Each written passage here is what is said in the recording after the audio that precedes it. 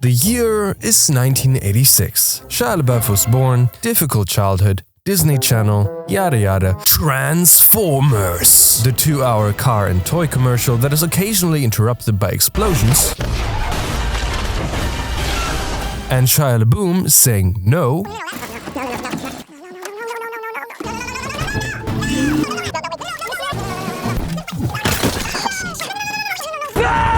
Was of course the breakout Hollywood success for Shia LaBeouf. He then tried his luck at acting in indie films with weird plots that go absolutely nowhere. The first one of which was of course Indiana Jones 4 and the kingdom of scratching my skull in disbelief of what I just saw.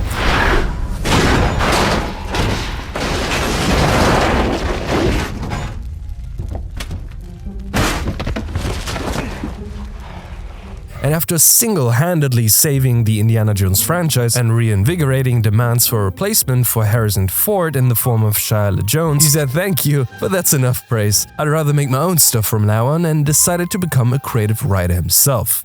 Kind of. Well, at least he became a transformer of sorts. 2012. If you want to become a creative writer, the first step is obviously to join Twitter, which Shia did in February 2012. In the same year, Shia released not 1, not 2, but 3 self-made comic books titled Stale and Made, Cyclical, and Let's Party. They're all the same in that they all have Shia LaBeouf's signature style and they're all written by himself. Asterisk. This is one of the lines from Shia LaBeouf's Stale and Made. Poets don't anger anyone. Poets don't gamble. Here, they don't assassinate poets. Here, they don't notice them. And this is Charles Bukowski. In America, the poets never anger anybody. The poets don't gamble. Here, they don't assassinate poets. They don't even notice the poets. And it's not like this is 4 lines in a book of 10,000 lines. This comic is 40 pages long, and this is 2 of them.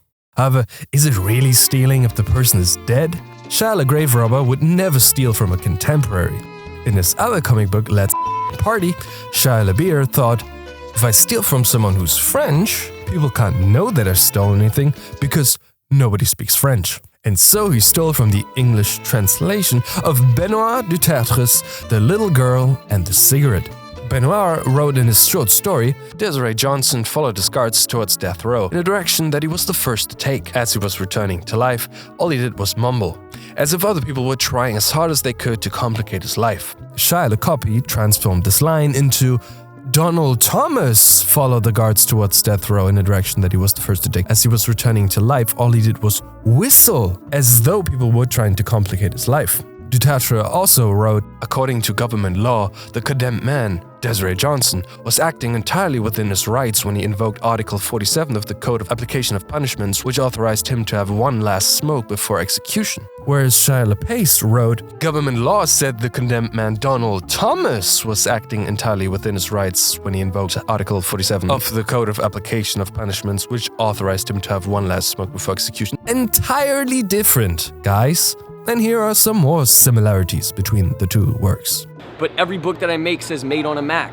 They're made by my, it's just me. However, that is not the only thing Shia LaBeouf had copied. If you look at the about page of his publishing company, The Campaign Book, or rather a screenshot of it with the Wayback Machine because it has since been deleted, you'll find this cute little About Me section. It says, quote, why the Campaign Book? Because I love the things I love, and I want to champion them. I tend toward outliers, and I'm obsessed with the history of visual culture writ large and small. But look, ostensibly, The Campaign Book is a publishing company. I publish around 10 books a year. Graphic novels, prose, design, art, etc. As well as assorted specialty items like DVDs, CDs, and prints. Each project comes from my own tastes and relationships and are rooted in what I believe in. Since it's just me running this thing, you're pretty much seeing me through those books and this site. Thanks for the visit, Shia LaBeouf. I mean, wow, that's pretty neat and humble and genuine and personal and cute, and Shia LaReal would never just have, what is this I am seeing? If I look at the About Me section of the small publisher Picturebox from a couple of months before that, I can see this text. Why is Picturebox? because I love the things I love and I want to champion them, tend toward outliers, and I'm obsessed with the history of visual culture writ large and small. But look, ostensibly, Picturebox is a publishing company. I publish around 10 books a year. Why would you copy the amount as well? Graphic novels, prose, design, art, etc. He almost took on that guy's personality. I bet he was this close to copying the address as well. But hey, let's stop talking about comics. Shia LaBeouf was new to the world of comic books, and you know what? Mistakes happen if you want to fast track into another industry. Unrelated picture of Brandon Schaub, and if that means copying someone else's work and being criticized for it, well, that means that comic books are dead to Shia and he'll never speak of them again. Shia LaBeouf's real forte is of course film, and so everybody was super excited when he made his writing and directional breakout at the Cannes Film Festival in 2012. His short film, howitcontour.com, was eaten up by critics, who were positively surprised by Shia's ability to come up with such an original story, and they lived happily ever after. Except they didn't, because Shia LaBeouf had accidentally copied the whole story from a Daniel Clowes comic, a comic titled Justin M. Damiano, which was released 5 years earlier. If you take a look at the opening shot of the movie and listen closely to the words that are being said, critic is a warrior. Each of us on the battlefield have the means to glorify or demolish. Whether a film, a career, or an entire philosophy, by influencing perception in ways that, if heartfelt and truthful, can have far-reaching repercussions. You could make the argument that some creative inspiration was perhaps taken directly from Clowes, maybe. I think you might even be able to make the argument that these lines are also vaguely based on the comic. Quickly gets how we're all like these aliens to one another, who never have any meaningful contact with one another because we're all so caught up in our little self-made realities. I know I'm reaching right now, but bear with me. Even the film's title is an homage to the name of Clowes' YouTube channel, danielclowes.com. And perhaps you could say that overall, his short film is a celebration of Daniel Clowes. Except Shia didn't credit him, and Daniel Clowes had no clue that Shia had copied his homework until a couple months later, when on December 17th, Shia LaBeouf was being paid homage to by the consequences of his actions. After initially denying what happened, he eventually mustered the courage to apologize. In my excitement and naivete as an amateur filmmaker, I got lost in the creative process and neglected to follow proper accreditation, and went on to say in the next tweet, copying isn't particularly creative work. Being inspired by someone else's idea to produce something new and different is creative work. That is true and profound, Shia LaBeouf. He even went above and beyond to make sure everybody knew how sorry he was. I've let my family down, and I regret those transgressions with all of my heart. Fair, I guess? I was wrong. Terribly wrong. I owe it to future generations to explain why. Future generation? Okay, that's okay. I mean, you plagiarized a comic. I don't think future generations will mind, but okay. I sincerely apologize for my lapse in judgment, and I do take full responsibility for my actions, which are mine and mine alone. I want to thank all of you who have written in and created groups and protested. I don't think that happened, even though I wish I hadn't made so many of you angry. I don't know what it is, but something is off about those apologies. Oh yeah, that's right. They're all plagiarized. And man, Google, what would I give to see Shia's search history from back then? He must have Googled something like, why do they say good artists copy but great artists steal? Asking for a friend. Because if you type that into Google in 2013, one of the first things that would come up is this Yahoo Answers thread, where if you scroll down, you would see this answer by Lily. Copying isn't particularly creative work. Being inspired by someone else's idea to produce something new and different is creative work. Notice how he copied the answer basically verbatim, including the capitalizing of the is before creative work. I also love how he probably thought it would be too obvious if he took the top answer. No, I'm gonna go 5 head 40 chest on my haters. They'll never find out if I take the third answer. But they did. Then, most likely, he literally Googled best public apologies, because this one is Tiger Woods' apology after his cheating scandal. This one is from ex-Secretary of Defense Robert McNamara regarding the Vietnam War. This is from Shephard Fairey, who plagiarized the famous Hope poster for Obama's campaign. And this one about the groups and protests is copied from none other than Mark the Zuckerberg. So in order to apologize for plagiarizing an original work, he plagiarized his apology from several original apologies. You gotta give it to him, he's sticking to his principles. After people started to notice and he got even more criticism, he responded with what any well-adjusted human being would do and rented a plane to skyride, I'm sorry Daniel Klaus, into the clouds of Los Angeles.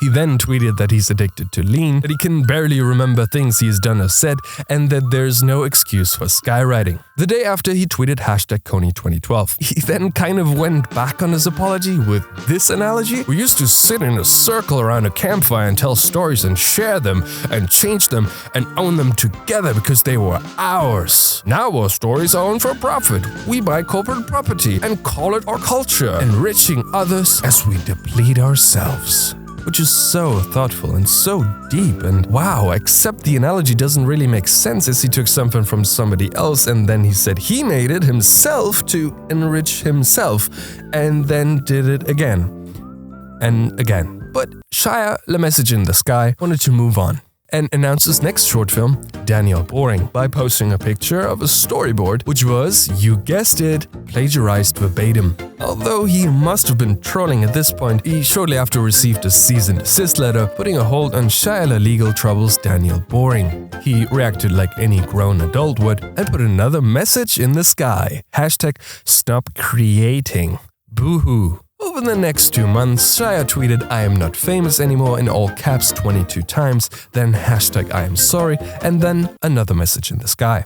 #start creating, which he did with Alec Baldwin on a Broadway show called Orphans, which didn't materialize because Shia LaBeouf was fired. However, when he tried to prove that his exit from the show was actually down to creative differences with Alec Baldwin, he went on to leak their email exchange on Twitter, where it inevitably came out that he copied some of his responses verbatim from a 2009 Esquire article titled, What is a Man? And he never plagiarized again. He then tried his hands at freestyle rapping, which was actually not bad given that Shia has no background in rapping. Garbage little they wrote, miss me with that little boat, cause bigger individuals committed to these principles is living on their tippy toes. And one of the videos even went viral. But then, of course, somebody noticed that they heard this line before. Rare commodity, the quality is what it's gotta be, and my philosophy is much farther than what your eyes can see.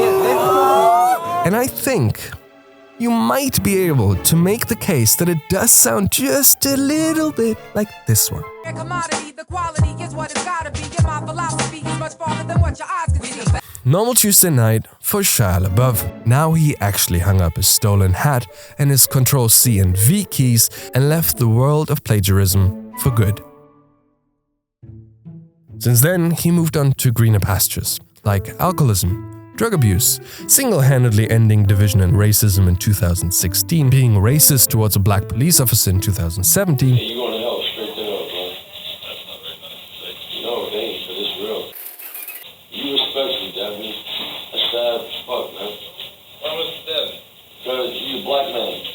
disorderly conduct, obstruction of the law, anger management, and then during rehab he had to do an assignment where he was supposed to write about his life, and then he went, wow, my life is just like a movie. And so he turned this assignment into a movie script. The movie about his troubled past and his cruel father, called Honey Boy, was released in 2019. However, he then realized he did a big oopsie because a lot of it was just made up. In 2022, he said, I wrote this narrative, which was nonsense, and that he wronged and vilified his father on a grand scale. I mean, wow, Shia.